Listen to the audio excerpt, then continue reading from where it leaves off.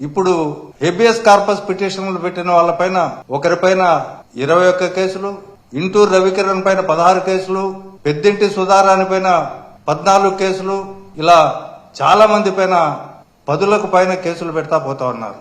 ఇది అత్యంత దుర్మార్గమైన విషయం. చట్టాలను పరిరక్షించిన పోలీసులే చట్టాన్ని తమ చేతుల్లోకి తీసుకోవడం. తర్వాత ఈ ప్యాటర్న్ అంతా ప్రజాస్వామ్య సూత్రాలకు భిన్నంగా జరుగుతా ఉంది. వీళ్ళని సోషల్ మీడియా కార్యకర్తలని ఆర్గనైజ్డ్ క్రైమ్ అనే దీని కిందకి తీసుకొని వస్తా ఉన్నారు. భారతీయ న్యాయ సంహిత అని ఈ మధ్య ఒక చట్టం తెస్తే ఇండియన్ పీనల్ కోడ్ కు బదులుగా వాటిలో 111 సెక్షన్ అని ఒకటి యాడ్ చేసి ఆ సెక్షన్ ను సోషల్ మీడియా కార్యకర్తలకు పెడతా ఉన్నారు. ముఖ్యంగా 111 సెక్షన్ లో అది పెట్టాలంటే ఈ సోషల్ మీడియా పోస్టులకు అది అప్లికబిలిటీ లేదు.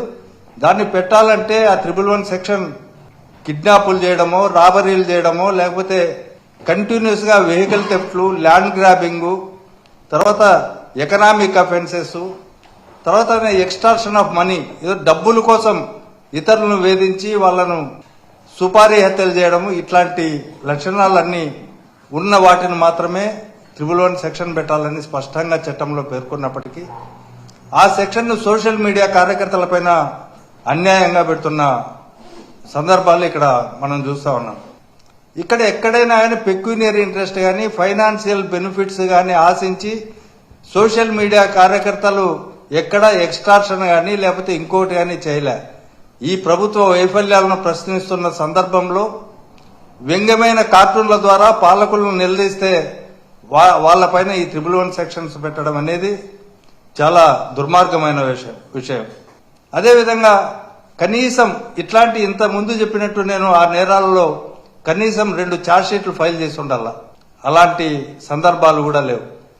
పూర్తి చట్టానికి వ్యతిరేకంగా ఈ రాష్ట్రంలో 111 బిఎన్ఎస్ యాక్ట్ కింద సోషల్ మీడియా కార్యకర్తలపైన కేసులు పెడుతున్నారు.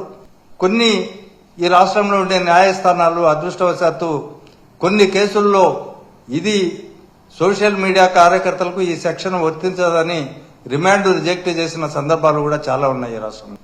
కాబట్టి ఇప్పటికైనా పోలీసులు చట్ట పద్ధతిలో చట్ట ప్రకారము నడవాల్సిన బాధ్యత ఉంది.